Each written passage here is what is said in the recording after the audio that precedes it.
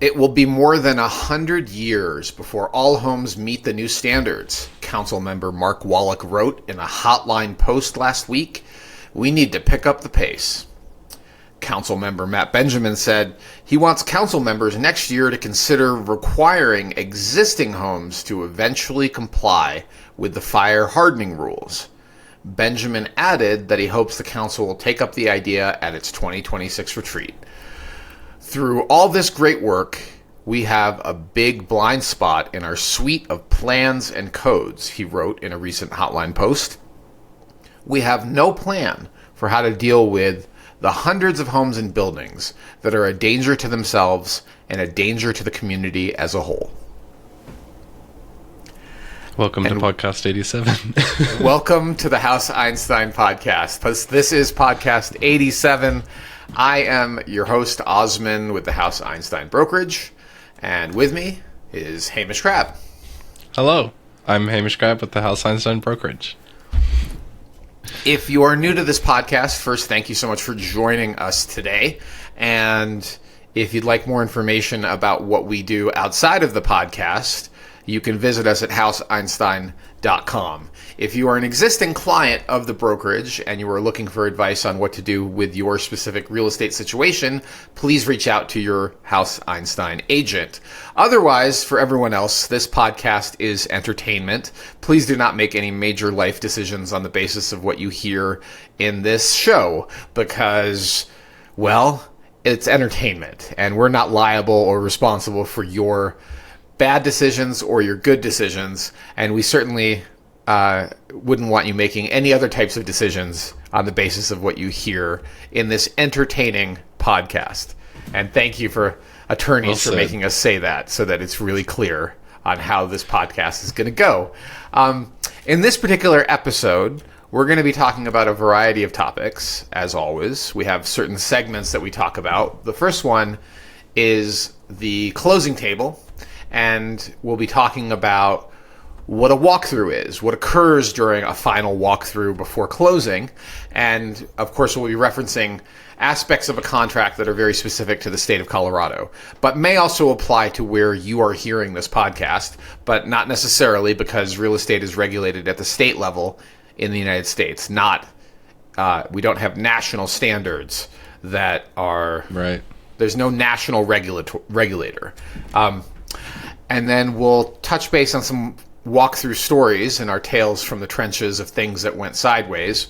And if you're a past client hearing this story that actually relates to you, feel free to drop a comment, but we will anonymize it to some extent so that we don't implicate the guilty on either side of the transaction for how things might have gone.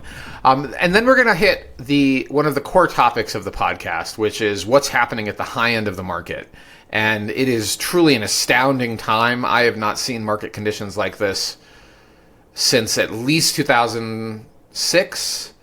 And given that I entered the market in 2005 formally, I mean, I had lived here as early as 2000, but I really wasn't in real estate here until 2005. I guess it's almost safe to say I've never seen conditions like this at the high end. It was bad. Clickbaity. Yeah. Without being clickbaity. And so we're going to talk about those market conditions very specifically on what's happening, including the most recent data from July, which just ended a few days ago. And also give you some strategic advice on how to think about that as a potential buyer or seller. We're then going to segue directly into our sales of the week and touch base on closings that occurred last month and kind of walk you through some key ones. Frankly, there weren't that many, so it's going to be pretty easy to walk you through the closings that occurred here in the city of Boulder at the high end. We always have a segment that we call Shameless Self-Promotion. That's where we touch base on what our current buyers or sellers might be into or looking for, what they might be selling, what they're hunting for, just on the off chance that as a listener, you might have what one of our clients wants.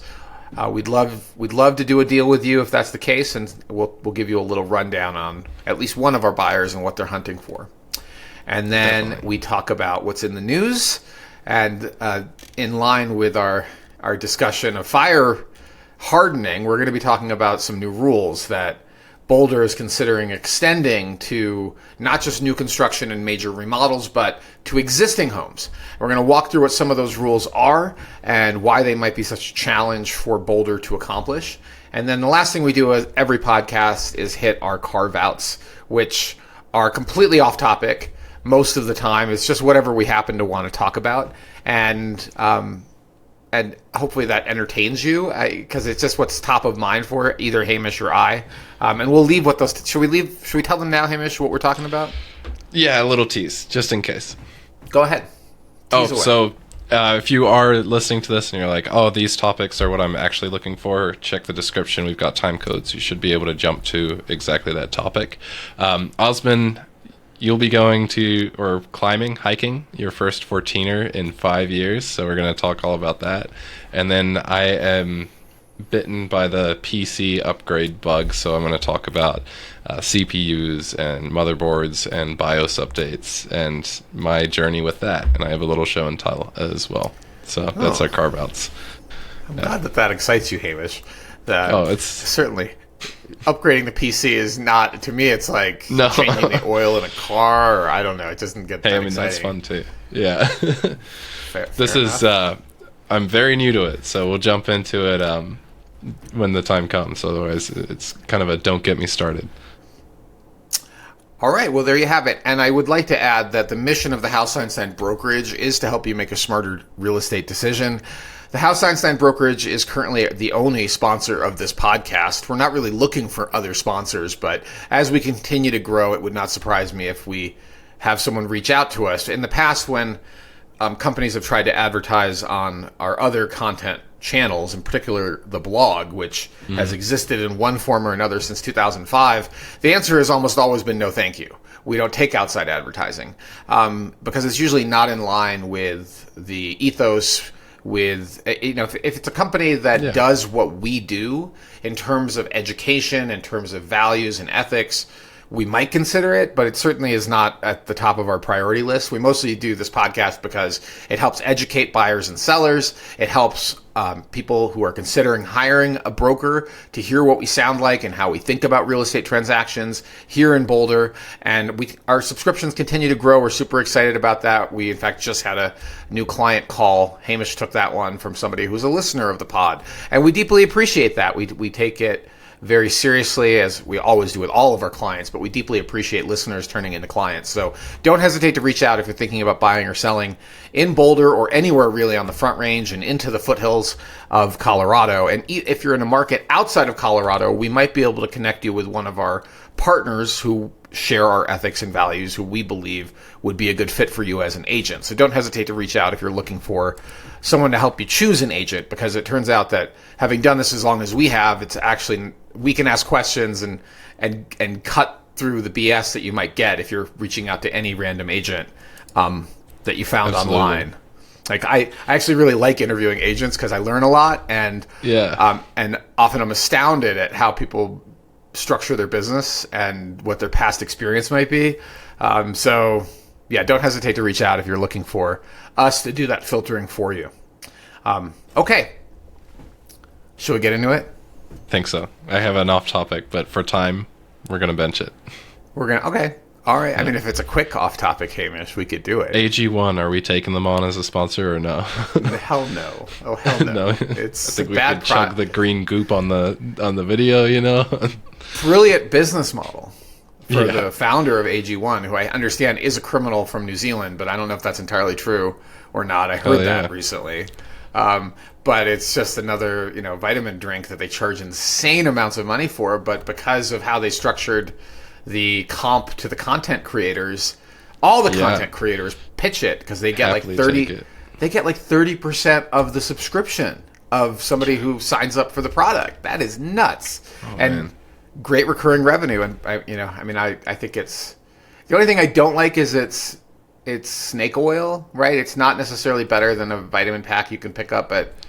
And even vitamin packs aren't supported, in their evidence. Well, that's a whole other topic, right? Yeah, I know, but like, sure, right, the whole.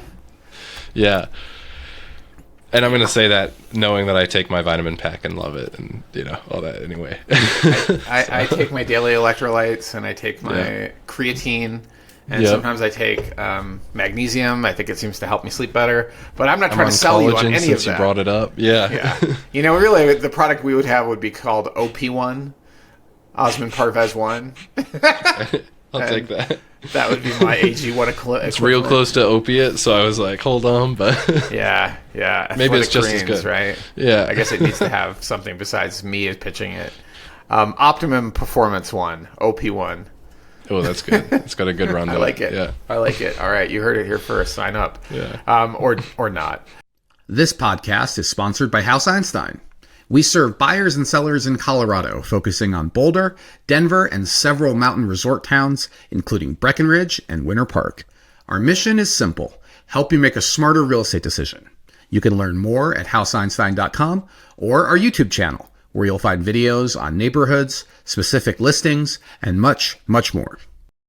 All right, let's hit our first topic, and that is what is a final walkthrough? We're going to talk a lot about walkthroughs, and we happen to be working with some first-time buyers, and it was an interesting... They're very, very thorough and analytical, and they're very intelligent people, and they've never bought a house. So they have no idea what to expect at a final walkthrough.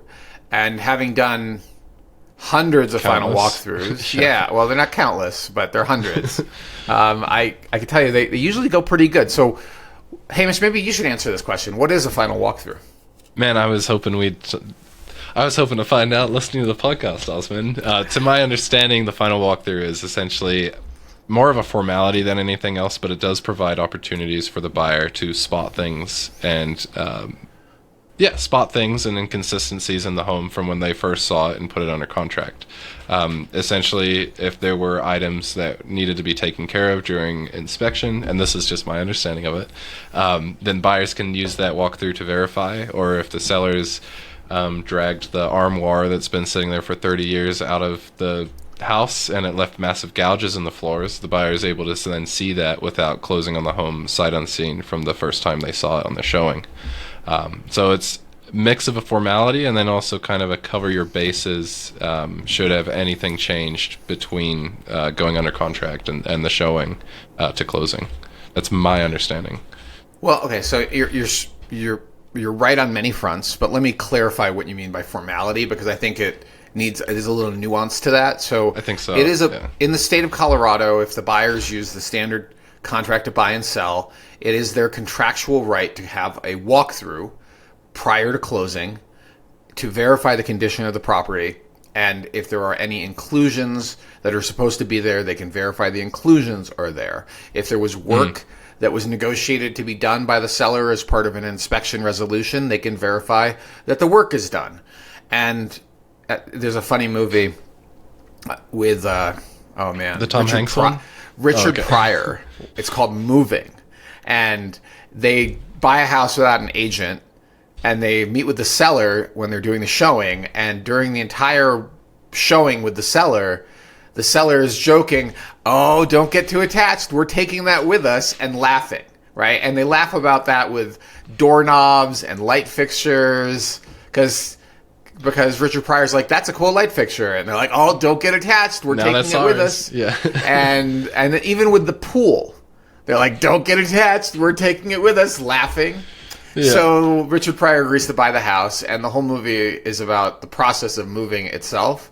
And Dana Carvey, I think, is a college student who drives Richard Pryor's car cross country, which alone is worth watching, Hamish, for fun. But when they finally get to the house, all of the stuff that's supposed to be there is gone because they said they were taking it with them. It was technically disclosed. And they call up the seller, and the seller's like, "Sorry, we told you we were taking it with us, and we recorded the entire conversation." And they laugh and hang up the phone, and he's just like, the look on his face is just stunned. So yes, it's to verify what's supposed to be in the house is in the house, per the contract. The work is done that's supposed to be done, and if there is new damage to the property that occurred during move-out, for example, there are rights for the buyer to potentially terminate the contract or seek redress, and there are rules for that as well in the Colorado contract to buy and sell. It's worth a look in order to fully understand your rights. And I'm not going to go into extreme detail on the specifics in the contract because it's really important for agents in Colorado to understand that. And I don't want to be the source podcast. It's also a little boring. And there are certain segments, and you could pull up those sections. Hamish, you put in the link to it. In the show notes, I'll have a link to the contract that's straight through dre.colorado.gov. Check it out for yourself if you'd like. Yeah, I think it's section 8. So it's section 18. Oh, cool. You really, 18.4. I'll just read you this point. A buyer, upon reasonable notice, has the right to walk through the property prior to closing to verify the physical condition of the property and inclusions complies with this contract. By the way, they don't say immediately prior to closing. They say prior to closing. That's true. Something to think about if the seller really doesn't want to let you in, you potentially could terminate on the basis of 18.4. So really, I've only had that type of situation once. But there's also 18.1, cause of loss and insurance, and what happens. There's a threshold, I believe it's 10%, that's important to pay attention to. There's what happens with insurance proceeds. So there is, Section 18 is worth reading to understand the legal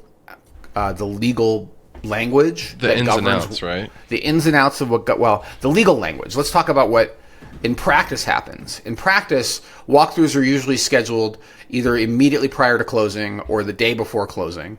And you're looking for the home to have been cleaned if that's in the contract, which, by the way, is not a standard provision.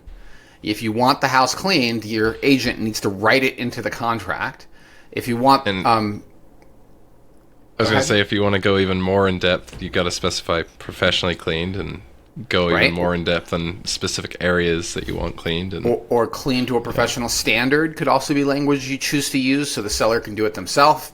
But you should write it. You should write this into the additional provisions of the contract if you want the house cleaned. In the event of multiple offers, we often would advise our client to skip the cleaning thing. Because some sellers, when they see that you want the house professionally cleaned, get annoyed. They're like, I've spent the last 2 months prepping this house for sale. It is immaculate. And now one more time, you're going to make me clean it right before I leave? Like, we're going to go with the people that aren't so difficult and picky. Because and the more granular you write that additional provisions, the more likely you are for a seller to consider that you're going to be assume you're going to be a difficult buyer. And in a bidding war, they're going to go with a different offer. But bidding wars are less and less common, so make sure you understand the market conditions before you start adding in language into the additional provisions, none of which, by the way, is commission-approved language. So this is where agents get into a lot of trouble because they write things that are vague or don't have like a clear deliverable. Like, it's been cleaned before closing, but does that mean like 3 days before closing, or it was cleaned before closing? Standard. Yeah. Right. Define professional standard. Like, exactly. So... Yeah. So be careful there with the language you choose to write. And so that's in practice what happens. You walk through the house and you're looking for new damage to the home. You're looking for the inclusions to be there. It is not generally an opportunity to renegotiate over the condition of the home unless there are new issues that have arisen. And usually you're just looking for the seller to restore the home to the condition that it was when you wrote the offer. If something comes up, and it's super rare that things come up. And when we go to Tales from the Trenches, I'm going to give you 3 examples from my own personal experience when things came up at the walkthrough they were a surprise. And what did we do and what did we learn from that? So if you decide that you don't want the house at the walkthrough, there better be a real reason that something happened to this house that you no longer want it, because it is very much a risk to a buyer's earnest money. And that's in the Colorado standard contract to buy and sell. Earnest money is what you have at risk unless you have specifically chosen the additional level of risk called, specific performance. And there is a checkbox. There is a reason to choose that checkbox in the contract to buy and sell. It is under section 20. Oh boy, let me see if I can find it really quick. It's down there. It's 21, I think. Nope, not there. There it is. 20.1.1 in the current contract. And you'll find the language around specific performance. The vast majority of agents I've ever interacted with don't understand why a buyer would ever do that. why they would ever check this box to put themselves at the same risk profile as a seller. But the answer is, choose your agent wisely. And if your agent is recommending this box be checked, make sure you understand what it means and what it doesn't mean. And most importantly, how that's going to be communicated to the other side, because it's so uncommon that most It's kind agents, of a strategic thing. Yeah. Yeah, it's strategic. And we're not going to go into any further detail, but it's a good litmus test also for whether a client understands the contract, because when I explain it, it can sound pretty scary for a buyer to check that box. Too. Off the back of our last podcast, we were talking about escalations. Mm-hmm. We were talking about, upon receipt of a bona fide offer. If you're getting a bona fide offer upon receipt and it doesn't have that checked and you've got yours checked, I feel like that's enough grounds to say that these are not the same. And yes, and I would agree. Too far. Yeah, I would agree. And in fact, what I would tell, if I was representing the seller, I would tell the buyer, either these people have they have more commitment to the purchase of this home, or they could be attorneys that know that their legal expertise could be very useful in this type of event where there is some sort of dispute over performance. But it likely means they've read the contract and understand it better. And they are not afraid to be held to the same specific performance that you as a seller are automatically held to. So let's go back to Section 18 really quick, because what I want to mention is what happens if you walk into the house and you find some damage, and the damage exceeds this threshold, and the seller can't get it fixed before closing. Let's say the walkthrough is 3 days before closing, or even it's 2 hours before closing, and there's a gouge in the floor, the property has physical damage, and it can't be addressed prior to closing. Do you have the right to terminate, Hamish? You do. Wait, there's a cost amount, right? Like it's 10% of something? Aha. Okay. Exposing myself here. 18.1, really need to read it. So I'll just read you the sentence. Buyer has the right to terminate under Section 24.1 on or before the closing date if the property is not repaired before closing date, or if the damage exceeds such sum. And what is that sum? 10% of the total purchase price. So, yeesh. You can terminate. Yeah. Typically, in practice, right, if you still want the home and, everybody's kind of amenable, you would amend. But you contractually have the right to terminate. Yeah. I mean, it's typically for things like fire or other substantive causes of loss. It's not for a gouged floor. Right, that's not the intention of this language, and we certainly aren't trying to encourage buyers to look for last-minute exits. But if their properties as well, what's that? And we're entertainers as well, because right. And this podcast is entertainment, and we are not attorneys. But if you were if I had a buyer that says I got to get out of this contract, Osman, we're going to use the walkthrough, and I'm going to find some damage in the house, and we're going to terminate. I'm going to say, I've got to follow your orders because I do what you tell me to do, but I would strongly advise you to read this paragraph really carefully and also consult with an attorney, because breaking up the deal at the last minute is really unlikely. It's very unusual, and the seller is going to be pissed, and they're going to look to keep your earnest money. And if you check that box, they may even take you to court for performance of the contract. So just keep that in mind, and know they don't have to give you your earnest money to put the house back on the market. You can have a completely separate dispute over the earnest money going on, as long as they're not also trying to sue you to perform to the contract. Because you can't sue you to perform to the contract at the same time they're selling it to somebody else. So one or the other. But, okay. Let's move on from the legal side of this to talking about some stories. Yeah. You said kind of like that intent of that Section 18.1 was more for fires, but what about like leaks? Yeah, a water leak could be substantive. Like let's say, all right, so here's an example. The day before closing, we walked in, I was representing the buyer. This is a home in Louisville. These clients are still in this house, by the way. End of the story is they bought the house, but at the walkthrough, we walked into the dining room and there was a giant paint bubble full of water dripping right onto the dining room floor. And the floor was soaked, and it was like a stalactite of paint, like of water wrapped in a paint bubble. And we were just stunned at, oh my God, what happened? And I immediately called the listing agent, who immediately called the seller, and who immediately called the plumber. The plumber and the restoration company. And it looked, and I went upstairs to see if there was a water, like, where's the water coming from? And it was coming from the master bedroom. We're no longer allowed to call them master bedrooms. The primary bedroom. Come on. And the bathroom sink had burst, or the toilet supply line had burst. I can't remember what burst, but that's where the water was coming from. And it had soaked through the flooring, the subfloor, and into the paint of the ceiling below that happened to be above the dining room. There was no way the seller could fix this in time for closing, so the buyer had the right to terminate. We didn't have to make a determination of the value of the damage. It was clear it could not be addressed prior to closing.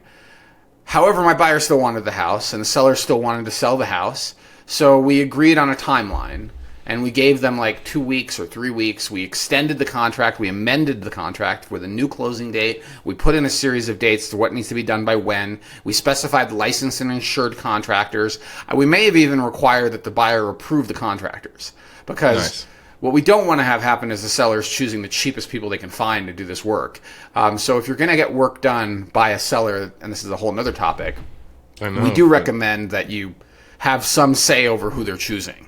And they may not like that, but you're the one that ends up with the house. So if they're not willing to at least get some say of yours in how the contractors are chosen, you may want to consider walking. But in this particular case, it worked out. They called a restoration company. The wet material was removed within 24 hours. The house was dried out, and work was commenced to replace it. I never heard of any sort of issue after that from them about the house. We delayed closing a couple of weeks. It all worked out. But the buyer was not under any obligation to close. And luckily, they were also in a position to extend, because sometimes buyers they've got their stuff in a moving truck sitting outside. What are you going to do? Yeah, how are you going to solve this? They're ready to move in. And I got to say, this is where experienced agents come into play, because these negotiations are unusual, right? They're not the norm. And people that have negotiation experience prior to real estate, or have been involved in real estate negotiations for a decade or longer, have a significant advantage to people that do not negotiate for a living or have recently entered the real estate world, and you're asking them to represent you. Because this type of situation, you have to think about all the things that can go wrong and structure something that potentially addresses those things and make it so that it's acceptable to both parties. It can't be so one-sided that the other side just says, no, we're not doing it. It has to. And when I worked in an investment company, on the wall in the biggest conference room. This one in Denver.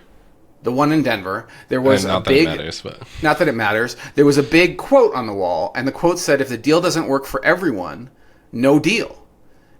And it has to work for everyone. Like, both parties have to agree to this, and you have to be able to communicate really well and lay out the milestones that make something work. And in that particular case, we managed to get it done, and it worked out really well. Everyone was happy. Let me talk about a deal that not everyone was happy. A bad story. And this was earlier in my career path. I had the Wall Street experience and the Denver investment firm experience in capital markets. But I did not have this particular situation with property repair experience in mind, and we screwed up. So we went to do the final walkthrough, and where the couch had been sitting hid a whole bunch of water damage behind it. And the water damage was down the wall and into the flooring, and clearly had been there a while. And it turned out the seller had not put this on the seller's property disclosure. Yeah. And we suspected they knew. And they should have disclosed, but they didn't. That was problem number one, but we didn't get hung up on that. My buyer still wanted the house, and we needed to close because they needed to move. So we wrote up some language we discovered the damage. I called the listing agent, and the listing agent said, let me call the seller. The seller agreed to fix everything. I'll take care of everything. I've got contractors. We'll take care of everything. I did the remodel. It will look great. Just let's close today, and we'll get the work done. Okay, so we wrote up an amendment to the contract that says seller shall repair water damage and drywall, paint and patch, all to look good. And we signed it. And this to survive closing, right? And this is a local seller. So you didn't push closing. You made an amendment for after closing? We amended for after closing. That the seller is going to have it repaired. Well, so the buyer moves in, and we start to negotiate over who's coming over to do the repair work. And the seller wants to send over very unqualified people. And the buyer, who's an engineer, we tend to attract a lot of engineers and scientists as clients, finance people too, is having none of it. Does not want Joe Schmo, the handyman, stripping the drywall and addressing, wants the window where the water had been coming in properly caulked and sealed. Wants, if it needs to be completely reinstalled because there's like an ice and snow layer, it's usually called. It's a rubberized gasket that's installed to help prevent water from coming into orifices like windows. Wants that reinstalled, right? Like, on the bottom, sometimes wrapped all the way around. That needs to be properly installed and then recaulked, and then any water damage, any damaged materials removed and replaced, and it should look amazing when it's done and perfectly matched, so you'll never even know it happened. Seller's having none of that. They want to send over El Cheapo handyman who is not necessarily qualified to do anything. So for the first 6 weeks, we are arm wrestling over this. Oh, man. And finally, they reach agreement on who's going to do the work. But then that person doesn't want to do the work for weeks and months go by. And my buyer is getting more and more angry about the whole situation. Eventually, it got resolved. But and it's actively leaking, or it's the damage is done. When the water would hit. When the water was hitting it rains, the water was kind of wicking under the window and into the drywall and across the wood framing. So I don't think my buyer was ever really satisfied with how that was handled. And they had to get very actively involved to make sure it was done right. They even had to supervise. Every day they went over and supervised the work being done, which took time out of their professional work. Yeah. And it was annoying to them. And I agreed. I wish I had done things differently than agreeing to have the seller address the repair. So instead, this is how ever since we've done it differently. And the way we now do it is if we discover work at the walkthrough that needs to happen to repair something, we quickly get estimates. If we need to extend, the extension is simply to get estimates. And then we we collect 2 times what the estimates say it's going to cost to get done, and we stick it in an escrow account. And then we let the buyer who buys the house handle the contractors. And one of the contractors that we got estimates from is the right answer. Go get 2 or 3 estimates from reputable contractors that are insured, have been in the business for a while, have good reviews, buyer feels comfortable with it. Get 2 or 3 of those estimates, take the highest number and double it. Stick that in an escrow account that the title company holds, and let the buyer do the work after closing. And then the funds get distributed by the title company when both parties agree that these funds need to be distributed. So that's how I would do it going forward. And I have not had that first thought. So it's what you've learned and everything. But that's such a good solution. Well, it's really important to think about people's motivation. Once the seller is paid, their only motivation is to minimize their expenses. Wipe their hands clean as soon as possible. They're done. Yeah. And the buyer wants generally to have the work done professionally and to a high standard, and also preferably to have a relationship with contractors that did the work. In case there's issues, they can have them addressed because they have the ones that paid the bill, right? They're the ones with the contractor relationship. That is the ideal scenario. So every deal, we learn something from every single deal, and that deal is the deal I learned that it's better to escrow. And the tricky part is that the lender may not want to escrow. The lender might decide that their underwriting has to approve this amendment, and they may want the work done before closing. So that is something to keep in mind, that if you were buying this home with a loan and it's a traditional conforming mortgage, a warrantable mortgage, they're going to likely want the work done before you get the money, because the asset that is collateralizing the mortgage is the house, and something that compromises the house compromises the collateral of the house, compromises the collateral value for the lender. So, and at this whole time, the buyer can bounce if they want. In this case, I mean, that's what that section in the contract seems to say, Hamish. So yes. Yeah. Okay. So it is the buyer has the right to bounce, because if the seller can't get the work done by closing, Now, what happens if the damage happens and there's 2 or 3 weeks before closing? Seller has plenty of time to get the work done. I think even like a couple years ago we had that happen. Where something happened and yeah. Sure. And that's where that threshold becomes important, because if it's past that threshold, the buyer can still terminate. But if it's not past that threshold, the seller has until closing to get it addressed. Yeah. Okay. So, and they don't have to put in like fancy floors if there's a water leak. They just need to restore it to the value it was when you wrote the offer. So in those types of situations, having good agents involved might mean that you have an opportunity to take it as a credit and do better work. Right? Like it depends on the circumstances, because the lender relationship can really complicate how this negotiation goes and what the timeline becomes to solve the problem. I can't remember which deal, but I do remember something happening and our buyer elected to take it as a credit because they were going to refinish whatever it was that happened anyway. And so they're like, you know what, we'll just take it and then pay the difference ourselves once we take possession. I think that worked out pretty well too. And again, the tricky part is the lender relationship, because lenders may not want. Yeah, these guys might have been cash or something, but if they're cash, then they can do whatever they want. If the lender is involved, they usually do not want to see any sort of inspection resolution that involves work to the property or discloses first, you're required to give the lender the inspection resolution. And if you conveniently forget to do that as a buyer, that's on you. But that's what you're required to do, is provide the lender with a copy of the inspection resolution, and the lender runs it through their underwriting department. So they usually don't want to see anything related to repairs on there that aren't going to get done before closing. It needs to happen before closing if it's on the inspection resolution. In most cases, if it's a cash deal, totally different scenario, and it is quite common. I'm not saying we do this, but it's quite common for credits to be negotiated and the inspection to suddenly just disappear from the record. Like, we're not doing a resolution to the inspection. You're not required to give the lender the inspection objection, but suddenly the inspection objection is withdrawn and there's some magical credits showing up. Like, most people can do 2 + 2 on what happened here.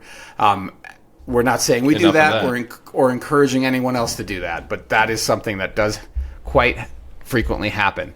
Let's move on to our third story. Beautiful. And this is another painful one, and it doesn't actually involve the walkthrough before closing. It involves the walkthrough before possession. So this was a circumstance where we represented the buyers, and the buyer agreed to what's called a post-closing occupancy period for the seller to remain in the home after closing. And they were supposed to spend 2 months packing and moving to Florida. And I'm not going to mention... I know this one. I'm not going to mention any names in this deal, because we don't want to embarrass anybody, nor do I feel like getting sued. But what happened is that after closing, the seller didn't pack up and clean and leave. They apparently did a lot of drugs and partied. And there was quite a bit of evidence of partying in the house when our buyer went to take possession of the home they owned with the moving truck full of their things and walked into a home that was still full of the seller's things. Yeah. And a lot of junk and a lot of bottles of booze and joints and bongs and other types of paraphernalia suggesting a really good time was had. And then the seller moved to Florida and stopped answering the phone. So they took some of their things, but they left a lot of junk, a lot of pots and pans and dishware, and a lot of junk around the yard, all of which they were contractually required to remove and have the home professionally cleaned. And I told my buyer, don't worry, because they called me really upset. I'm like, don't worry, we have their security deposit. Let's pay to get it cleaned, and we'll just deduct it from the security deposit that the seller provided us at closing. And the buyer says, I didn't get a security deposit at closing. And I wasn't there at this particular closing. I attend closings, but it's sort of a formality. There's not a lot for a buyer's agent to do at closing besides sign one document and hold the hand of the buyer. We're moral support. Mostly the title company handles things, unless something goes wrong. And in this deal, there was supposed to have been a security deposit for the post-closing occupancy period specifically. And so the title company missed putting it in an escrow? The title company did not put it on the settlement statement and did not collect the check. And so there were all sorts of ways to do it. And the lesson from this deal, by the way, is that if you are agreeing to a security deposit in a post-closing occupancy period, make sure you get it at closing, or make sure it's on the settlement statement. And it's been credited into the deal because you have no recourse to go chase a seller who's moved out of state. It's not enough money to justify, and it's not enough time to justify chasing this. And I was really quite angry at the title company. And once they told me it wasn't their responsibility, I got even more angry, and I ran it up the food chain all the way to the top. And I'm not going to mention who this title company is, but this title company did eventually, after about a week, agree to cover the cost.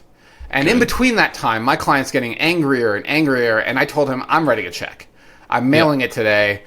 I will pay for it. I will chase the title company for it. But in the meantime, let's just get you the money and get this place. They paid for and cleaning. You're living here, right? Like, let's get you in. A junk removal company in the mountains is not cheap. It turned out to be a lot more money than I anticipated. And but eventually, the title company did write a check.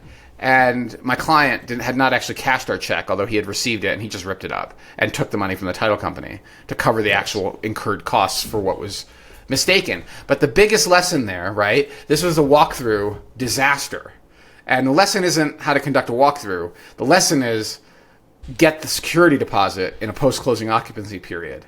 And it's also now one of the reasons why once we're under contract with a seller and there's a post-closing occupancy period, even with a security deposit, we start asking questions about where the seller's going.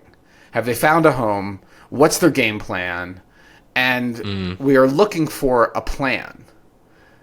And in the event there's no plan, we had a deal not so long ago where the seller blew a deadline on providing us their seller's property disclosure on time.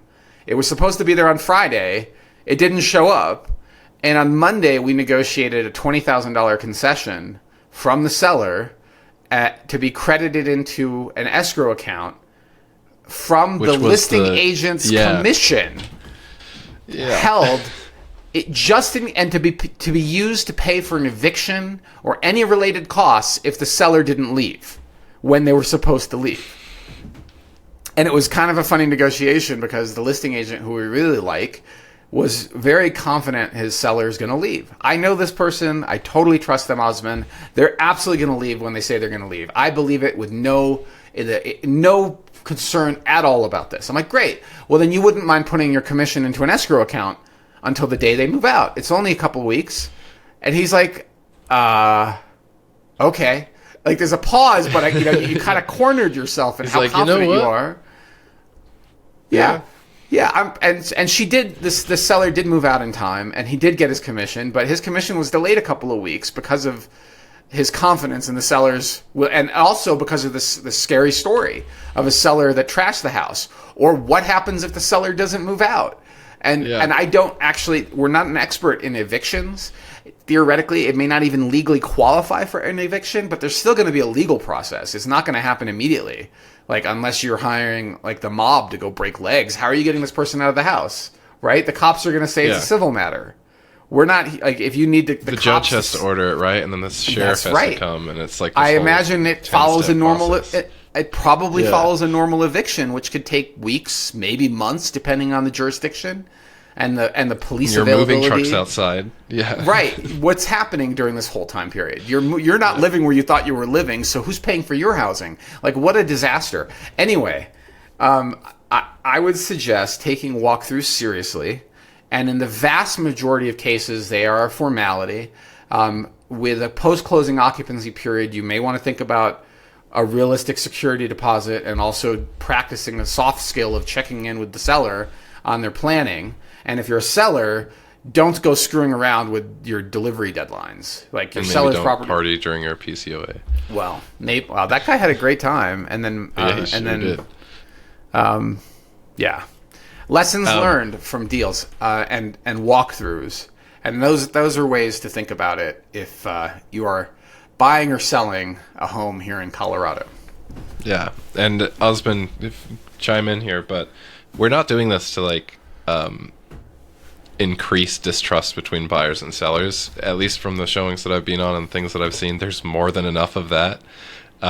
It is kind of a collaborative effort to get through a deal and work through things. Like, we're not saying these stories to scare you, but we're saying that there could be a reality, and here are kind of the facts about it, or since it's entertainment, here's the discussion about it.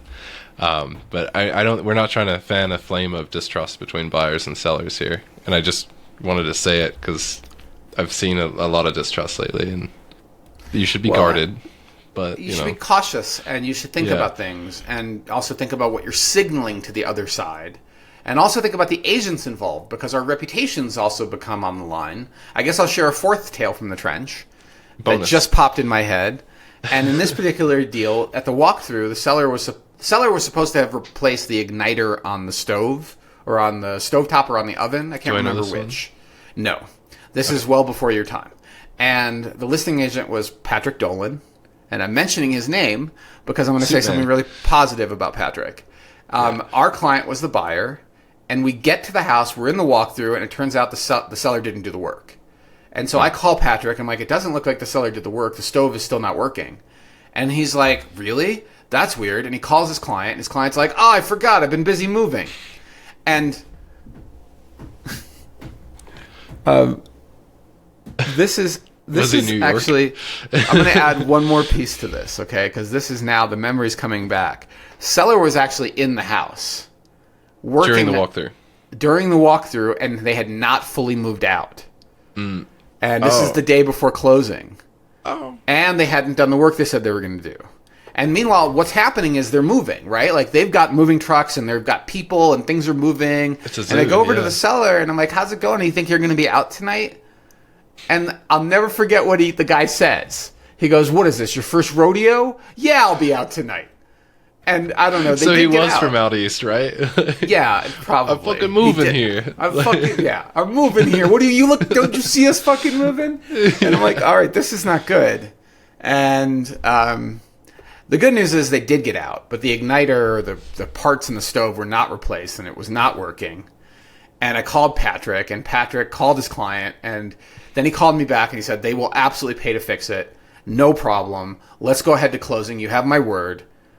And I said, okay, let's do it. Let's go to closing. It's not that expensive of a part. It was like $500. We'll solve this. Well, a few weeks after closing, the seller still hadn't, like, my client had it fixed. We sent the invoice over to Patrick, and Patrick sent it to his client, but his client refused to pay for it, was not going to do it. And at the end of the day, I realized I need to own my mistake. And my mistake in that deal was I didn't put it into an amendment.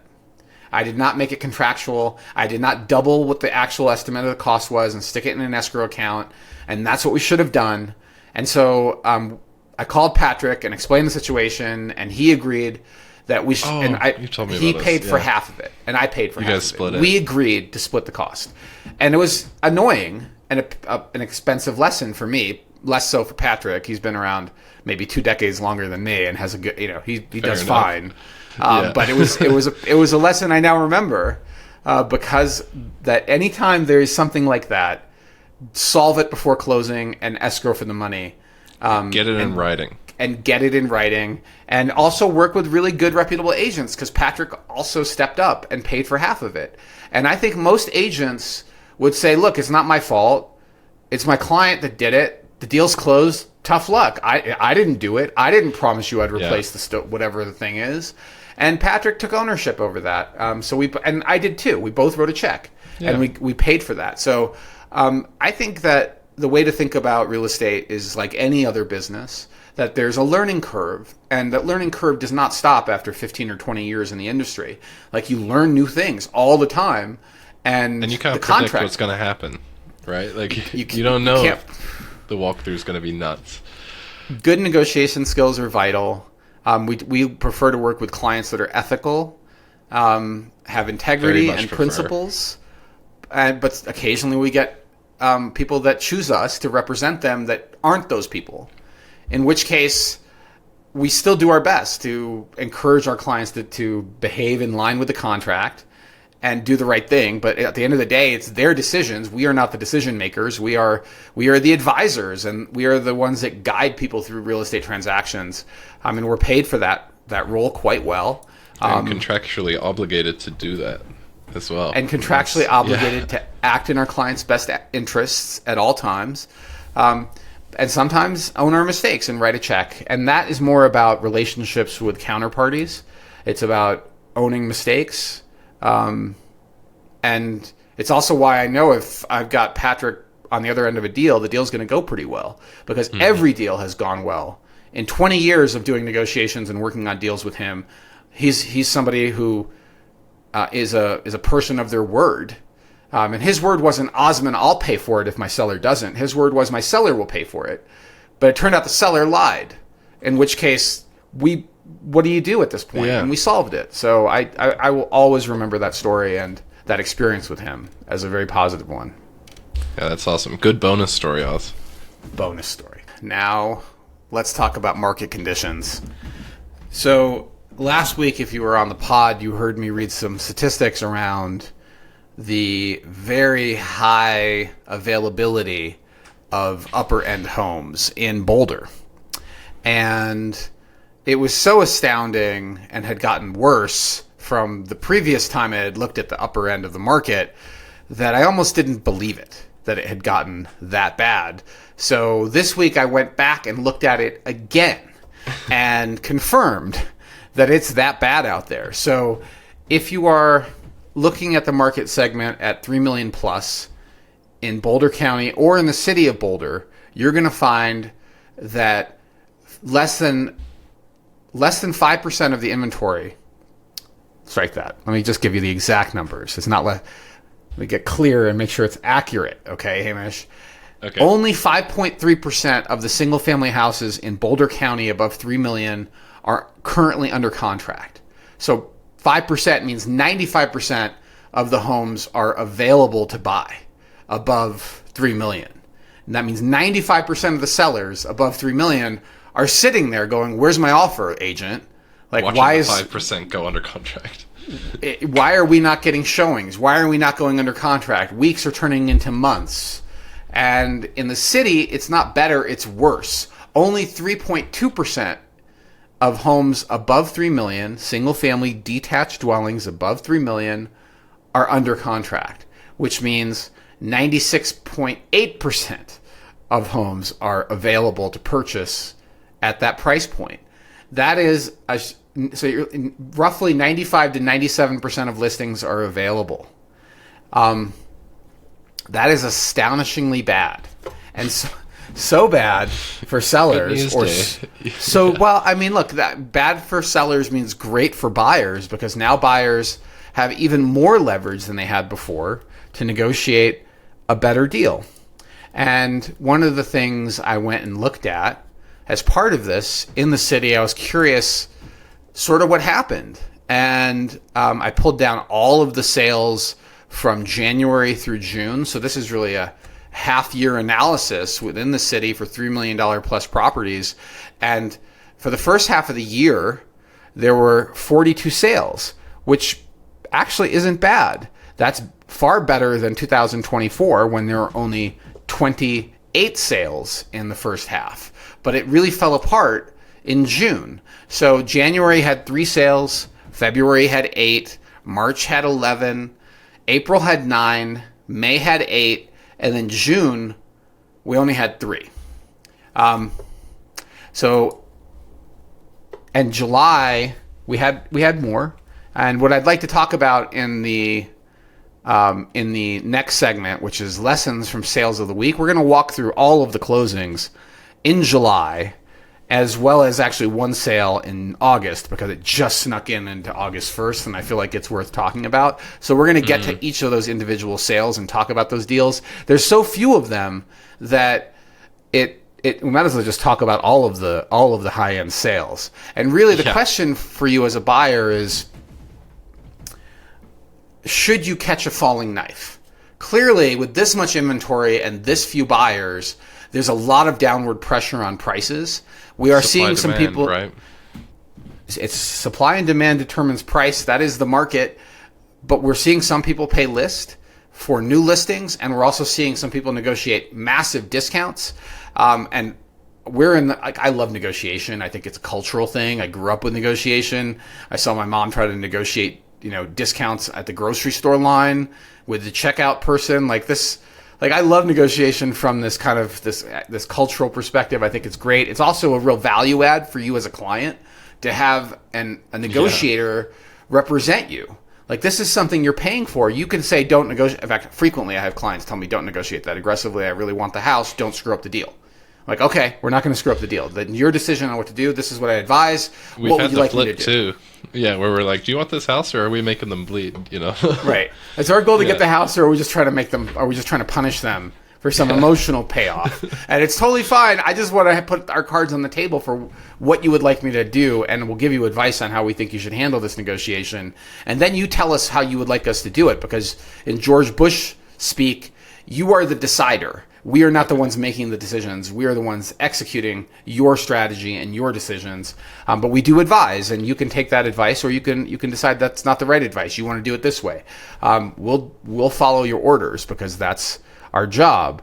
But these market conditions point to really strong price reductions, and we're already seeing.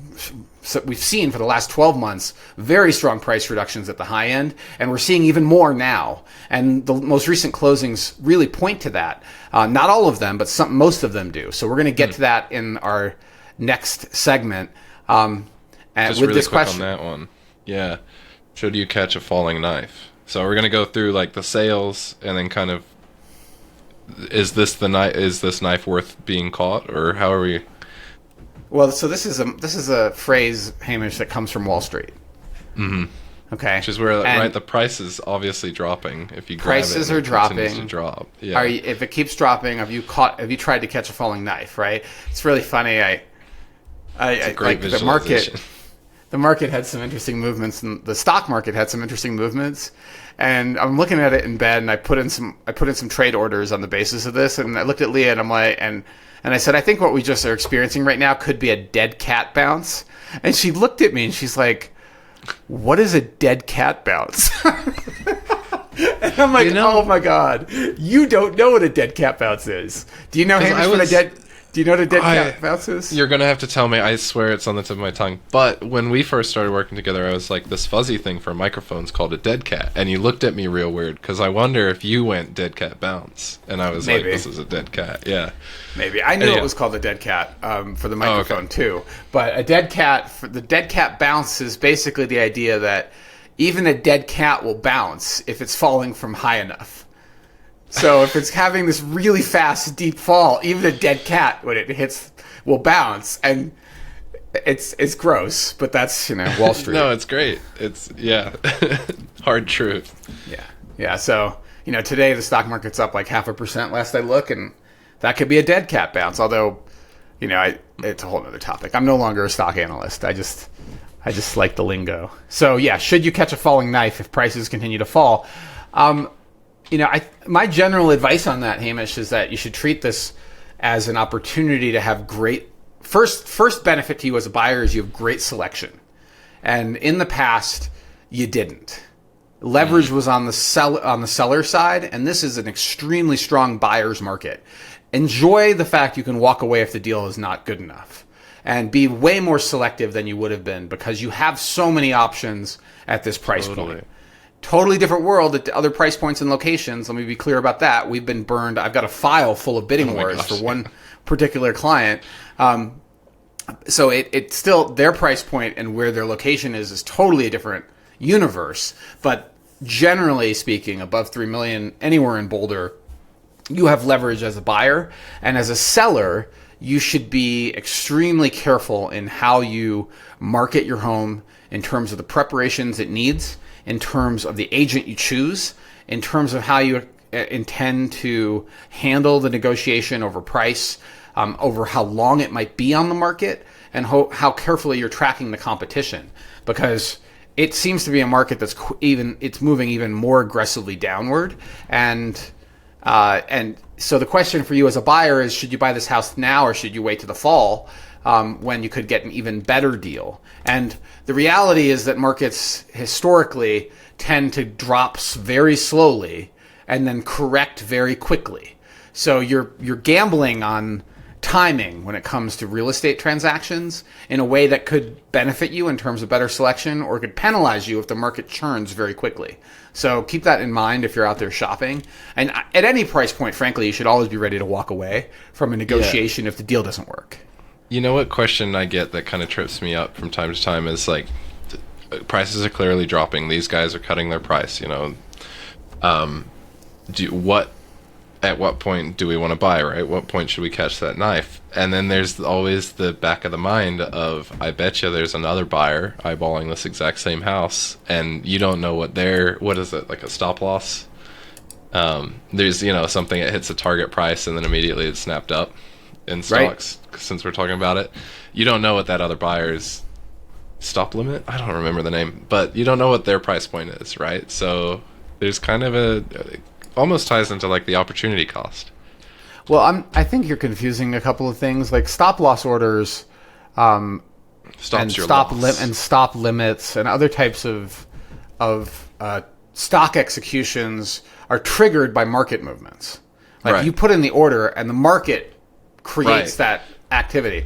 But so I think it's almost like that, where like the price slips and the buyer's like, that's my ideal price. Right. Psychologically, that's true. Like a lot of buyers are like, oh, now the price has suddenly dropped, let's jump on it.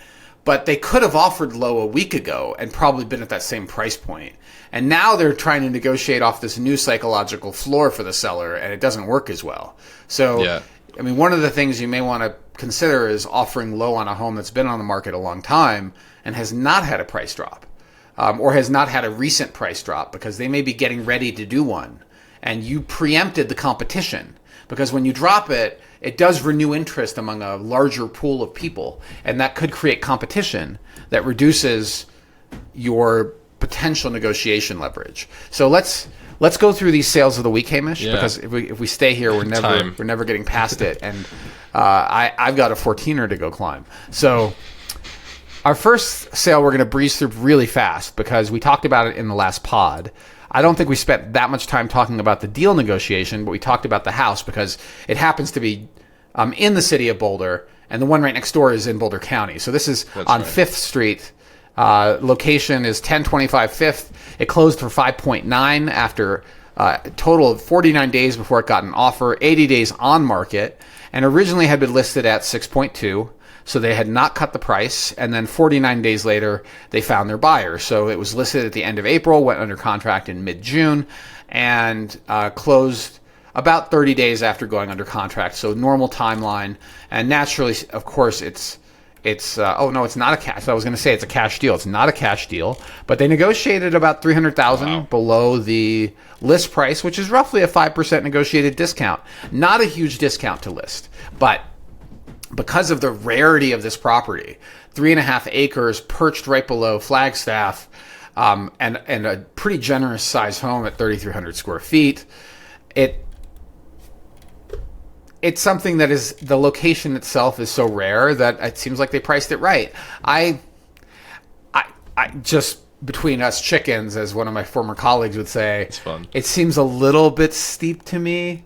Like to get to 5.9 on this, although with that said, I never toured the house personally, so this is a really adorable 1929 cottage. I hope that the buyer is well aware of the historic restrictions that a home that's pre-war and is this adorable is likely to face by the city. But at least it's on a pretty darn big lot, and because it's in the city and not in the county, you're not under the same regime for house sizes. You have an entirely different regime for house sizes, and currently our regime here in the city is less restrictive than the county. So this could be a pretty good play. I think it seems a little bit rich to me on price, but that's without having done the comps. This one, right, is we know prices are sliding, and this is a very desirable location, large lot type deal, and it still slid. Is kind of, I mean, a 5% negotiated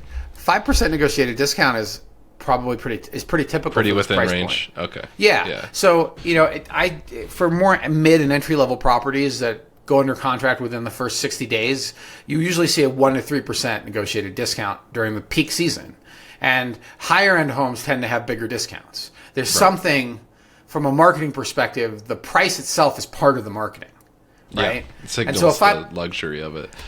If I were the listing agent, I would have told them 5% is straight up the fairway.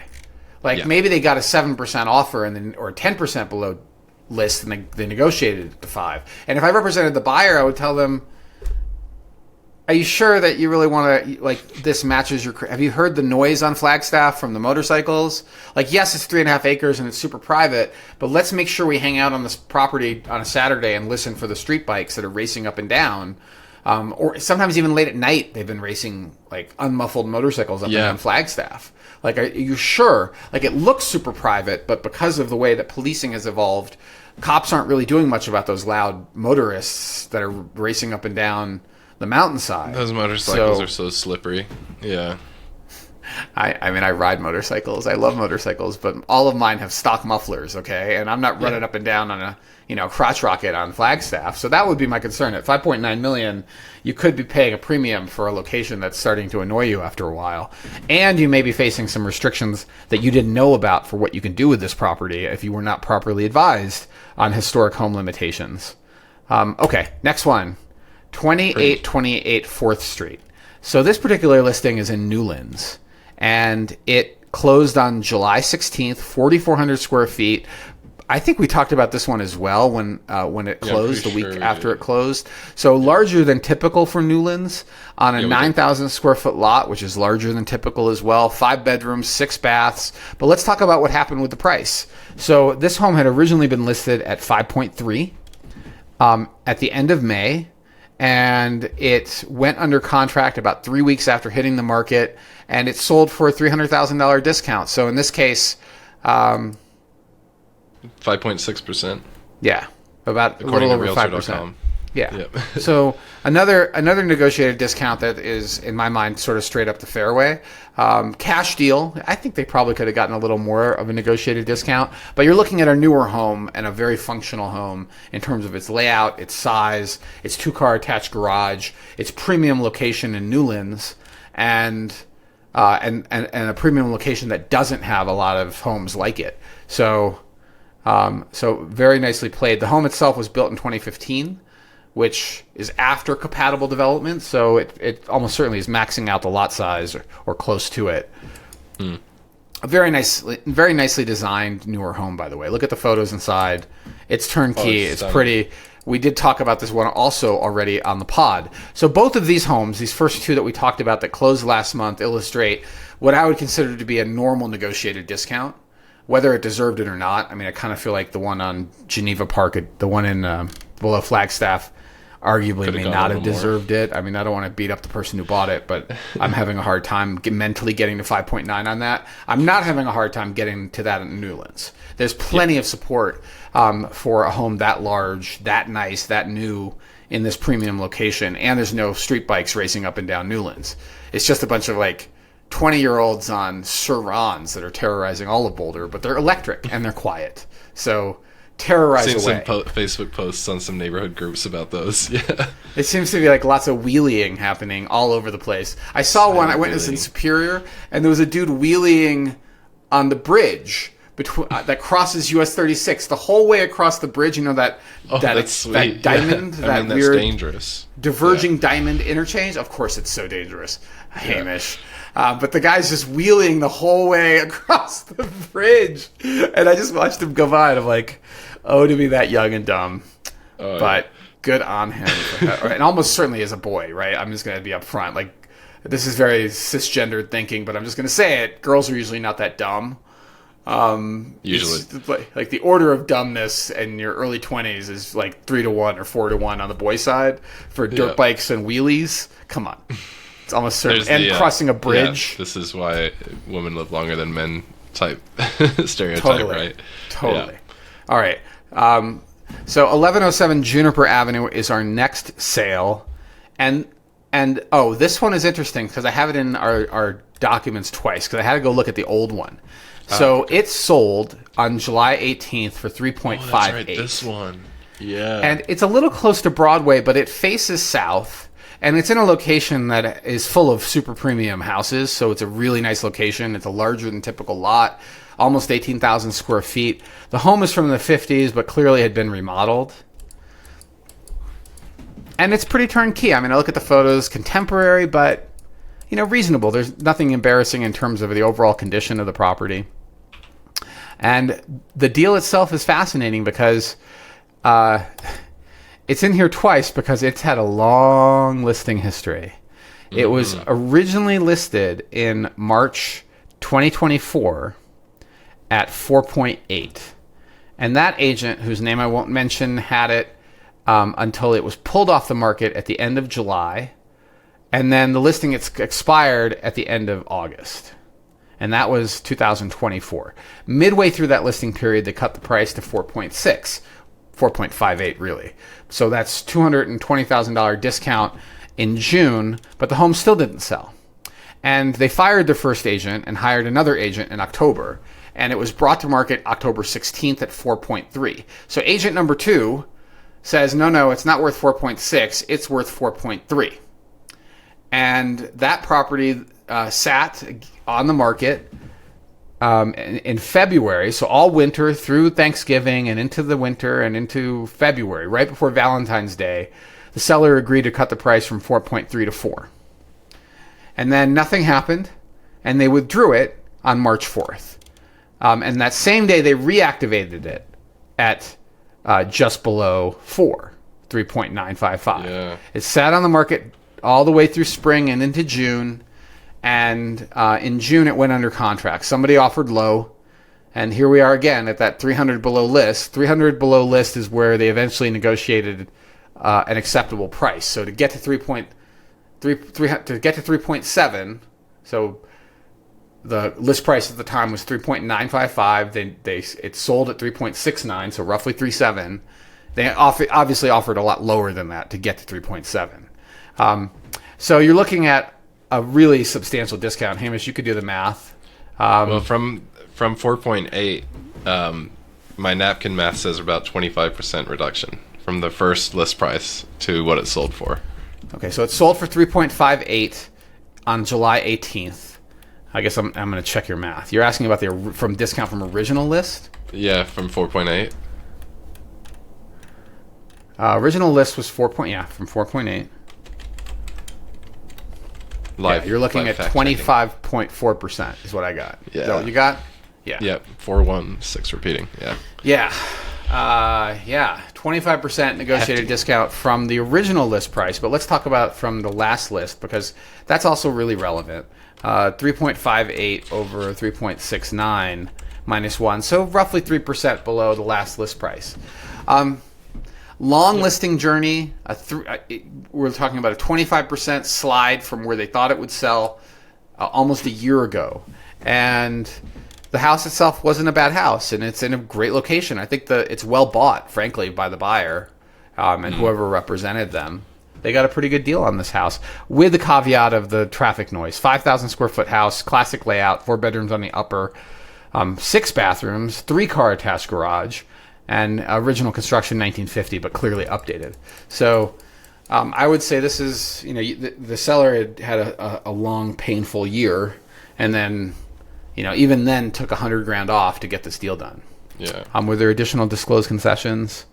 $1,125 for something. We're breaking the bank on that one. It's almost one of these things where you beat up the seller for another $100,000 off a list, and then over inspection you extract another $1,100 out of principal. I mean, I kind of feel. I don't feel bad for people, but it's a real estate negotiation. I'm not involved with this transaction, but come on, $1,100? Like, really? Can you just let that shit go? Like, you got $100,000 off. You're buying a $3.5 million, $3.6 million asset, and you care about 11. Like.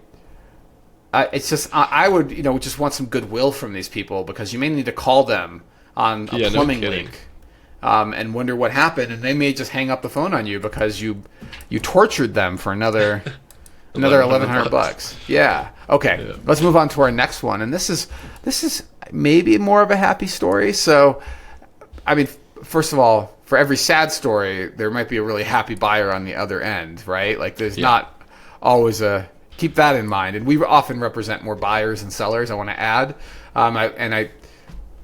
If the buyer got a great deal, I'm happy for them. If the seller feels satisfied with the transaction and that eventually they no longer have to worry about this house, I'm happy for them too. Our job is to represent our clients to our best interest, and that includes getting them the best deal possible. It used to be, for hot market conditions, just getting them a seat at the bidding table was success. But in this market, we're not talking about that at all. We're talking about what can we do to help you get a great deal, particularly at the high end. And Newlands is a hotbed of fantastic homes. We have great clients in the neighborhood. It's also a neighborhood that has been deeply constrained by the regulatory environment around home building and remodels. It's a neighborhood that was the ground. It was ground zero for how that house is too big for this neighborhood. It's not compatible. This NIMBY-ish kind of perspective, which, by the way, I can relate sometimes. I don't want things to constantly change either. And you buy a house, you bought it 50 years ago, and you watch your neighbor put up a giant 6,000 square foot mansion that blocks your view. Of course you're angry, right? Because this is not what you paid into, but things change. We can't control how things, well, you can control it, but you can't prevent things from changing. This particular house is brand new construction, right? 2814 3rd Street. And it's a location I watched sell for a really big price, basically for a teardown in 2023. It was listed at 1.57, 1.58, basically land value, and somebody paid 1.547. So basically paid $30,000 below list in 2023. And then they spent the last 2 years developing this gorgeous house. It's a 4,600 square foot, 4 bedroom, 6 bath with a 2-car detached garage. Really lovely construction. If you're into modern homes, I will add, modern is not really my thing. I'm happy that you're happy as a client. I typically prefer a little more contemporary or even historic homes, but this is lovely. I mean, it is. They nailed it with the decor, with the color scheme, with the nice fixtures, earthy tones, textures. It's turnkey, right? 100% turnkey and gorgeous. I can't speak for construction quality or finish quality without actually being in the house and looking at it with you, and you will hear that from me as we go through it, because pretty is not always built well, but it appears to be great. And it had been on the market for not that long. It hit the market on May 9th at 4.75. Nothing happened for a month, and then the buyer negotiated the price to 4.25. So they took $500,000 off the list price to get the deal done. It was a cash deal. There were no addition. Oh, nope. There was an $8,000 additional concession for who knows what. I mean, it's brand new construction, so I don't know where the $8,000 came into play, but it did. And the buyer's agent negotiated $500,000 off on this deal after only basically a month on market, a little more than a month.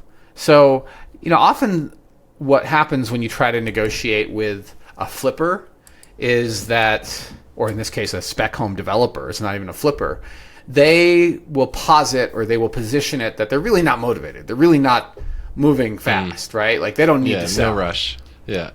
I can't tell you the number of times I've heard when we're negotiating on a stale listing, there's no way the seller is going to accept that offer. And I fully understand. We're going to submit anyway. Please do your best to, try to get the deal done. And then we write a cover letter with the comps, with a discussion of market conditions, with the reality that 95% of the homes in this price range are not selling. And then we say, we think at this time, this is the most we're willing to spend.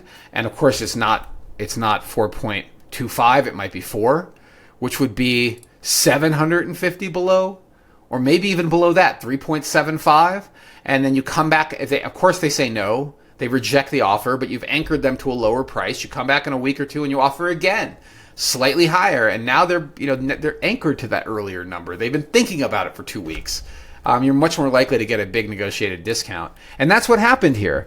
It sold for 4.25, which is a $500,000 discount, more than $500,000 with that $8,000 additional concession on, frankly, a fantastic house. So for those of you listening that happen to own a really nice new house or newer home in Newlands, this should make you feel good about the market still exists. for turnkey Newlands homes that are between 3,500 and 5,000 square feet, that are really well built, beautifully designed. There's a lot of buyers for that. They will still try to take you to the cleaners on price if they can do it, but you're still over 4 on this thing, which is $915 a square.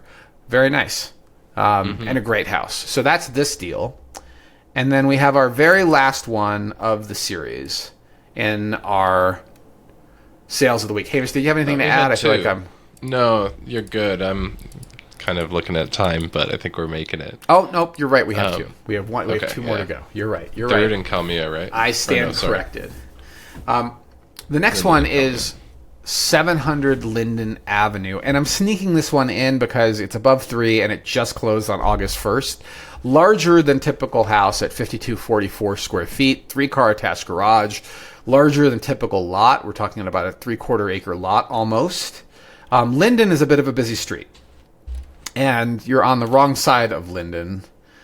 It really isn't Newlands, even though it's described as Newlands. I would like to clarify that.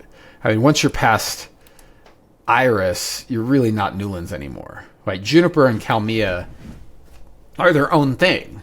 But it was listed as Newlands, and Linden is that kind of in-between street between, as you know, Spring Valley's over there and Wonderland Lake, but it's that in-between. And it trades on its own. Like, some of them are super private, but Linden is just a busy street, so they don't sell for as much as they might if they were on Juniper or Kalmia. But larger than typical lot, and built in the 1970s. This is a 2-story house. Look at the photos, you're going to see, attractive features like the hot tub and the outdoor entertaining spaces, and some really classic lines. I mean, it's contemporary.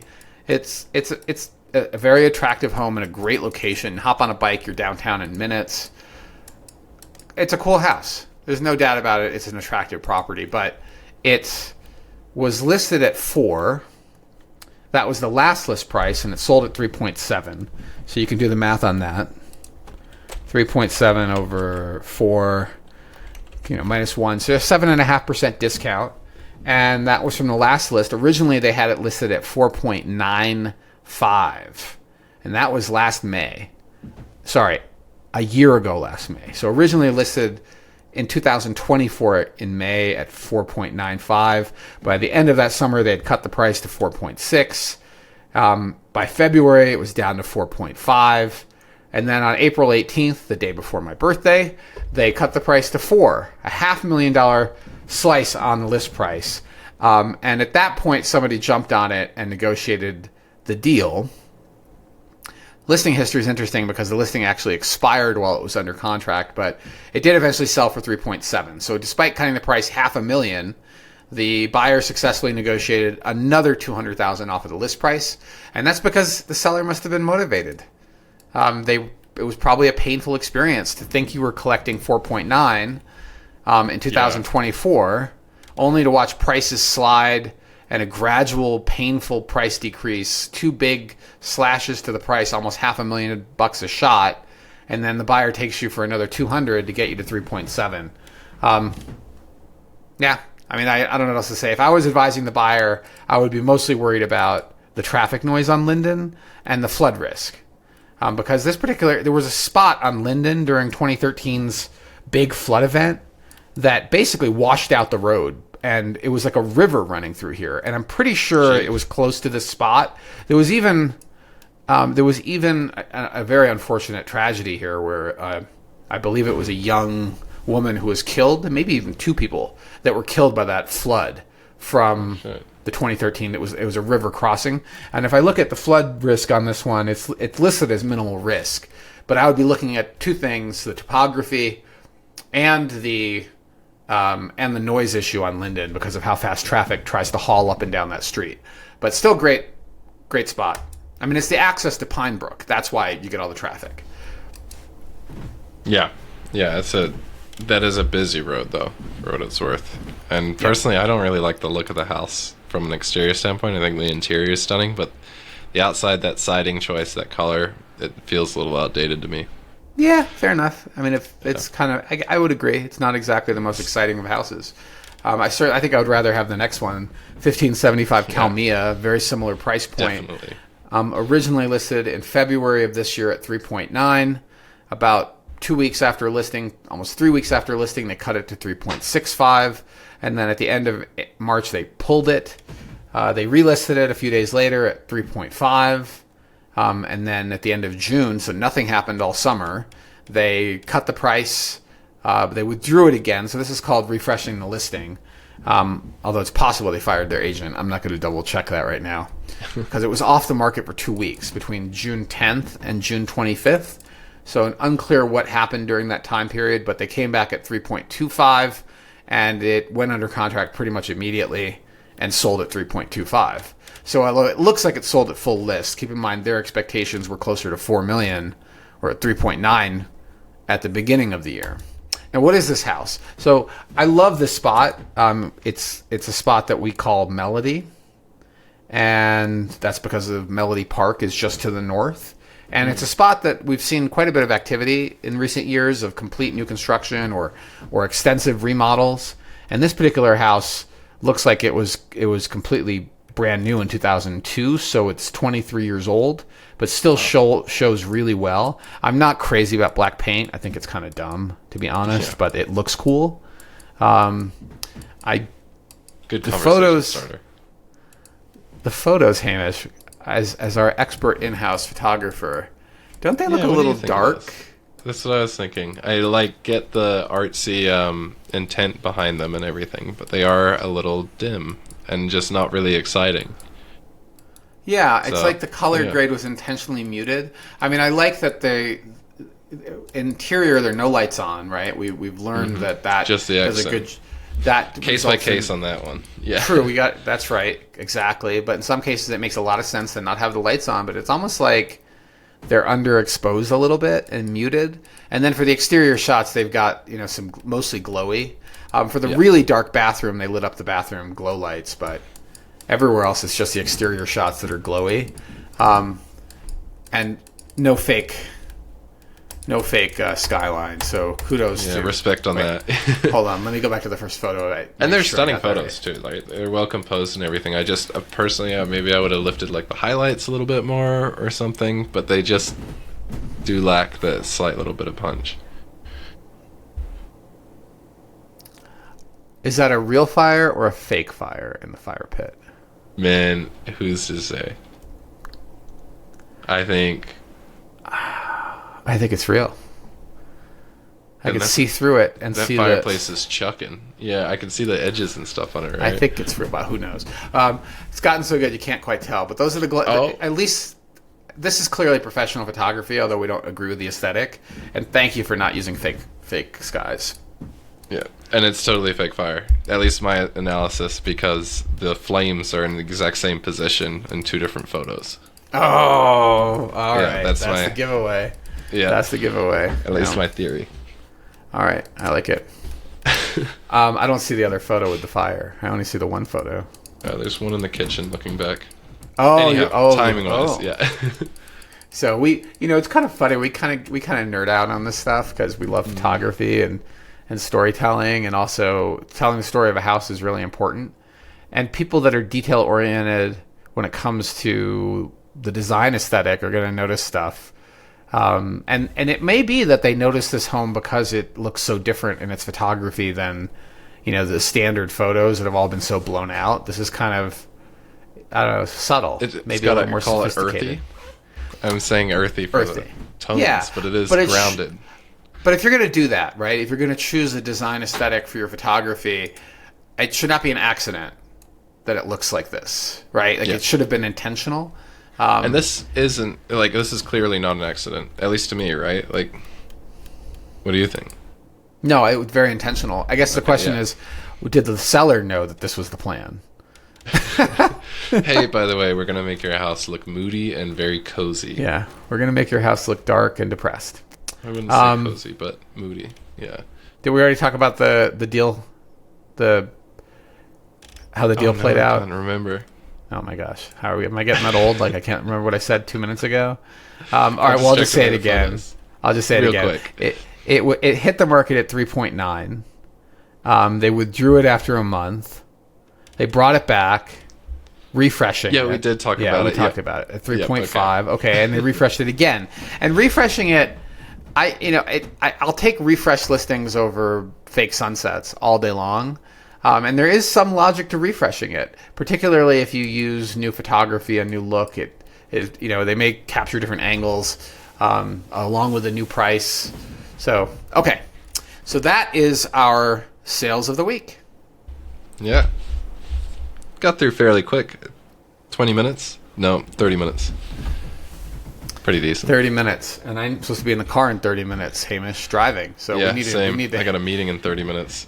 Oh, all right. So we're going to go really fast through the rest of this. So shameless self-promotion. We are working with this lovely young family that are seeking a place to call home. They really like Lower Chautauqua, and that is probably their primo location. They might consider a little further north, but they have to commute to the south, so prefer to keep it on the south side of town. And they would love something that's architecturally distinctive, that really captures their eye, and they're totally willing to do the work to bring it up to modern standards. So it can be dated, it could need renovation, that doesn't scare them. And they've got a sense now, after more than a few months of working together, of what they really want. So if you are thinking about listing something that is in the Lower Chautauqua neighborhood in particular, and is architecturally distinctive, but also still functional in terms of its bedrooms and baths, and maybe it needs to be totally gutted and updated, they might be interested. And of course, they would love to get a deal. Everyone wants a deal, but I can tell you they're also willing to pay fair market value. They're not trying to steal the house. So if you're thinking about listing your home like that and you want to run it by our buyers, even if they just give you feedback on the property and they end up not buying the property, that's still of value to you. So don't hesitate to reach out. We're happy to connect the dots and see what we can do to make it happen. Absolutely. Love these guys. And nicely done. In the news, Polis is calling a special meeting of the legislature to talk about this $1.2 billion budget gap. That's huge for our little state. And we're keeping an eye on it because I think it's going to mean a pretty drastic reduction in infrastructure projects. Hiring freeze for sure, but also it could be pretty painful. There could be job losses from it. Pay close attention. We can't print money in the state of Colorado like the federal government can print money. And dealing with a government that's a federal branch that is cutting our budget by $1.2 billion is going to be it's going to cause some pain. Yeah, you're bound to feel that one. Glad to see Polis calling a special legislative session. I don't know why it's happening in 3 weeks. It should be happening, like, it's August 21st. Like, why is it not happening tomorrow? Have we not heard of Zoom and Google Meet? He had a podcast with Mark Cuban. No, I didn't see that. He chatted with Cuban. Oh, that's cool. I mean, he's an entrepreneur and also probably a billionaire as well. I told you I met him, right? I think so. Outside the Highland City, outside the old Alfalfas. Actually, was a dog involved? Yeah, there was a dog. I repeat my stories. We'll stop. Okay. Next story, and we're moving fast, is we are suddenly seeing wildfires in Colorado. It suddenly dried out, and boom, we've got smoke in Boulder, which is perfect in terms of timing because council is thinking about extending the rules for fire hardening that only apply to new construction or extensive remodel to all homes in Boulder, which is going to be extremely difficult, of course, to force people to update their homes for fire hardening. But council is looking at ways to do it because in the middle of a neighborhood that's in the wildland urban interface, or WUI, you could have a home that's basically a matchbox ready to go up because of all the overgrowth and how dry it is, and fences that go right to the structure. Outdated materials, like old wooden stuff. It could be somebody that still has a shake shingle roof and refuses to get a new roof. Like, there's all this stuff out there. And I think what's going to happen is we're going to see some money freed up once this budget gap issue is solved to help communities afford fire hardening. And in terms of what this, you would hope it benefits the whole community. In terms of what the new rules are, that junipers are banned. Fences can only be non-combustible. And, of course, this is only in the WUI, the Wildland Urban Interface, which is, by the way, pretty much everything west of Broadway. And then you need a 5-foot buffer of non-combustible material from your house.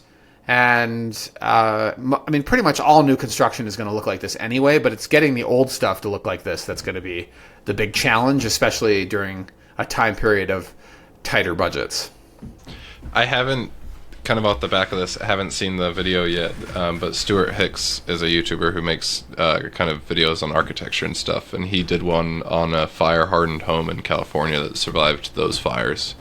I could imagine that it's going to start looking pretty similar in the new construction here in Boulder.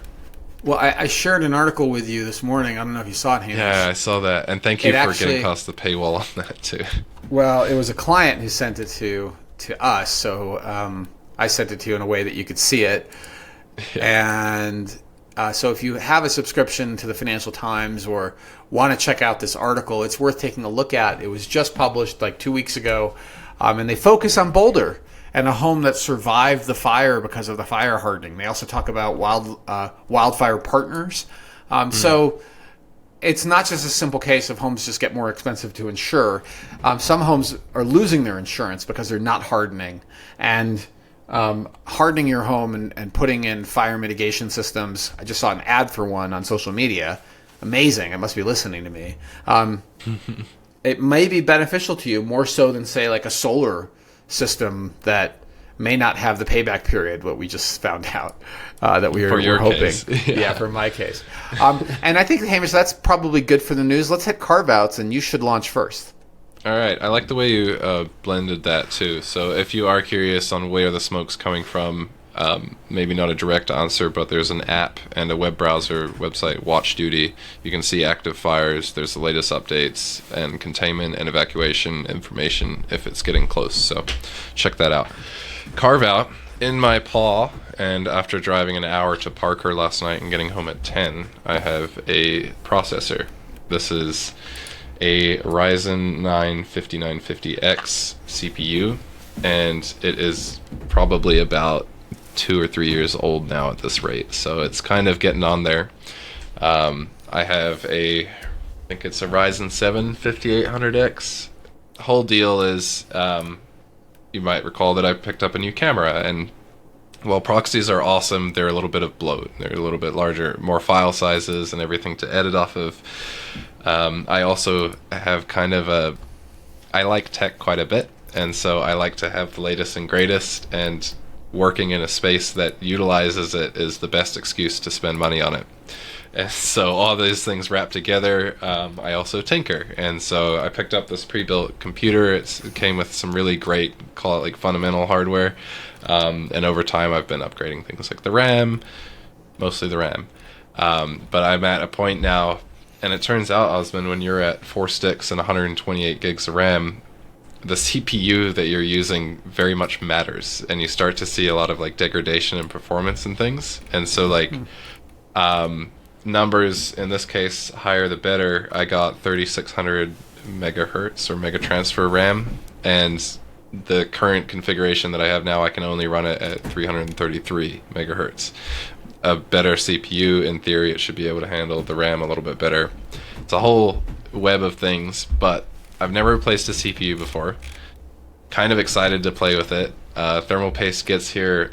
Amazon says it gets here today. I ordered it yesterday. That order won't arrive till Thursday, so I same date it today. I don't really understand what went on. I'll just return the one that gets here on Thursday, but I had to update the motherboard's firmware. Also, I think it's called a BIOS update, and that was a huge pain.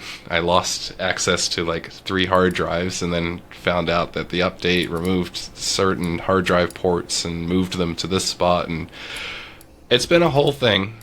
I like to max out as I like to use my computer as much as I possibly can, and things like Premiere Pro and Warp Stabilizer and rendering do that. So I'm stoked to see how this performs. It shouldn't draw, I think it's like 25 watts more than what I've got in, and it is the best processor I can get for the AM4 chipset, which is kind of like, you buy a car and the best engine for that car. So that now I've got like the best processor for the chassis of my computer, and I'm gonna be really sad if I can't zoom into any calls or send any emails tomorrow because I fried my computer tonight. But the odds of that are slim. So Please don't fry your computer. gosh, no. Right. But that's me. Just a little bit of a tech thing. I got it for cheap off Marketplace. Had a great chat with a guy out in Parker, and talked a little bit about AI and stuff too. No real solid takeaways there, but it was cool. Nice. And you're from the indoors to the outdoors, Osman. Take it away. I just want to add that for many, many, many years, I fought switching to Apple. Oh, I knew you were going to bring this up. Do I get a rebuttal in here?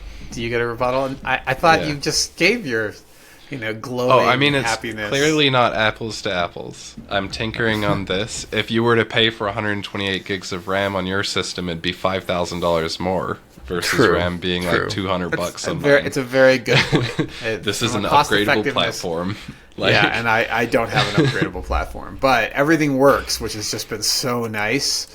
For Yeah. the last few years, I've been on Macs exclusively. I've now decommissioned my desktop thing computer, needed to go. even from the bookkeeping standpoint. I'm no longer using QuickBooks. We are now on Wave, and I just feel everything is so much better in Mac land.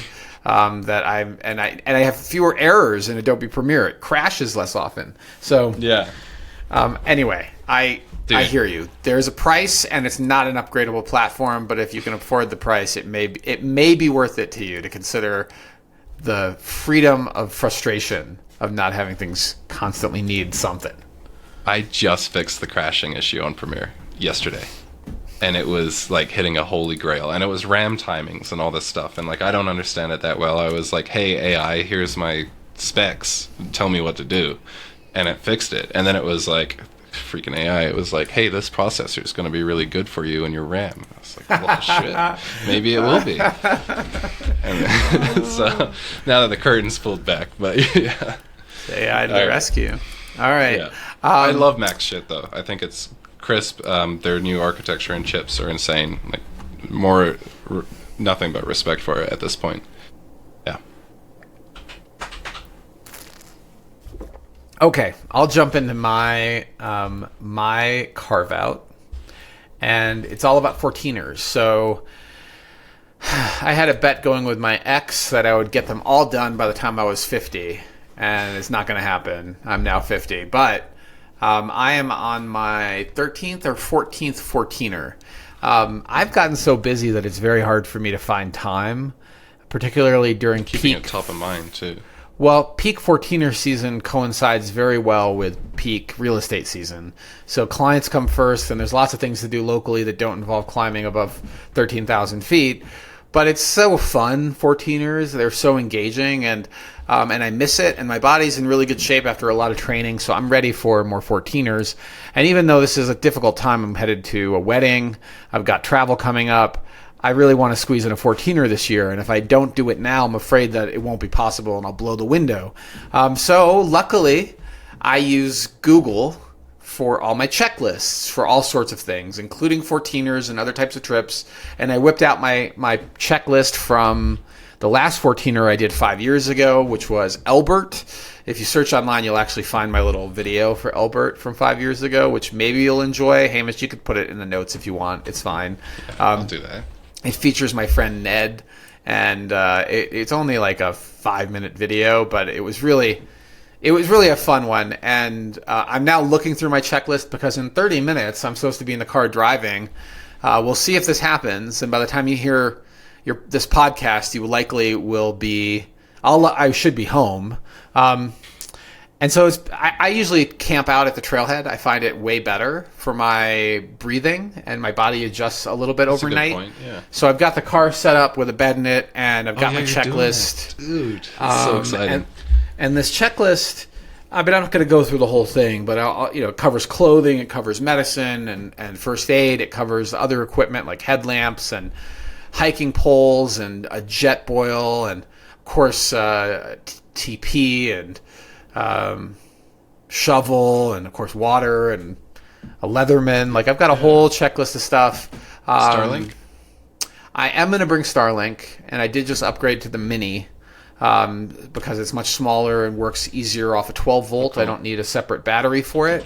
Nice. So I'm headed out the door, and I decided also to ask AI, what should I bring, just out of curiosity, what it would suggest. And what was interesting about that is that it suggested some things that I typically don't bring. Let me give you kind of a rundown of kind of the key interesting things that it came up with. So it broke it out into categories, and it gave me the 10. I asked it to give me a list, but it gave me the 10 essentials, which is what mountaineering programs teach you. And those are navigation, sun protection, insulation, illumination, first aid supplies, fire starter, repair kit and tools, nutrition, hydration, and emergency shelter. And of course, you need good footwear and trekking poles and that sort of stuff. And the only thing that's kind of interesting about it is that it also decided, in addition to giving me what to bring, it said before you go, check the weather, know your route, tell someone your plans, acclimatize, and be physically fit. I mean, it's actually excellent advice. All of it is pretty rock solid. It doesn't just say have a compass and a GPS device or smartphone, but know how to use them. I mean, that's... Yeah, I mean, that's... Yeah. Right? I can't tell you the number of times I've hiked without gloves and hated it because it was a scramble, and I'm down there like scrambling on bare skin. Blisters, and moleskin, it's recommending that. I have gone without insect repellent and deeply regretted it and came back with a gazillion bites because this thinking is, oh, you're in the high country, there won't be mosquitoes. No, there's a lot of mosquitoes in the high country. Yeah, some of these things I'm not going to bring. Like, I'm not bringing a personal locator beacon. It's summertime. We're not in the snow. And my cell phone now has satellite emergency messaging, so I don't need to bring the Garmin. So, yeah, all great advice. It's amazing how fast and how powerful AI is. This was from Gemini 2.5. Great list. And I used it looking at my list back and forth, going, okay, don't forget your wide-brimmed hat. 14ers are magical. If you are new to Colorado and thinking about a way to really experience our amazing state, go check out a 14er. But be prepared and always summit before noon. I learned that the hard way. Oh, man. Some horror stories on that. Hamish, we got fever, like, what's it called? Peak fever, summit fever. And we're like, it's only like another hour to go up probably. And we start to see the clouds on the other side of the mountain. We're like, we'll be okay. The storm's not moving in that fast, and boom, like within like half an hour, it was on us. And we should have used that half an hour to get below tree line. Instead, we kept going up, and it was lightning, it was storming, it scared the shit out of us. And that's why every year people die on 14ers, and the reason they die is because of things like that. So we got very lucky that no one was hurt, but I will never do that again. When in doubt, bail out. It is not worth dying out there to hit a summit for a couple of photos. Like, oh my gosh, no. Let it go. Yeah. Cool. Well, that's it for this week's House Einstein podcast. Let me do the quick wrap up. This was House Einstein podcast 87. Thank you so much for joining us. We deeply appreciate all your comments and your interactions. If you're looking for more House Einstein, you can find us on YouTube and Instagram and Facebook and X and Blue Sky. Sometimes I'm also on LinkedIn. You also can sign up for our newsletter, which now comes out quarterly, and it's something I'm working on very feverishly right now. And as you might guess, there's going to be some content about the high end in that coming newsletter. You can find us at houseeinstein.com. If you are shopping for a home or you're thinking about selling your home, that's actually what we do professionally. So if you'd like us to do that for you, or would like to at least interview us, well, reach out. Bills. Yeah, well, yeah, absolutely. We are more than happy to be of service to you. Thank you again for joining us, and we'll catch you next time.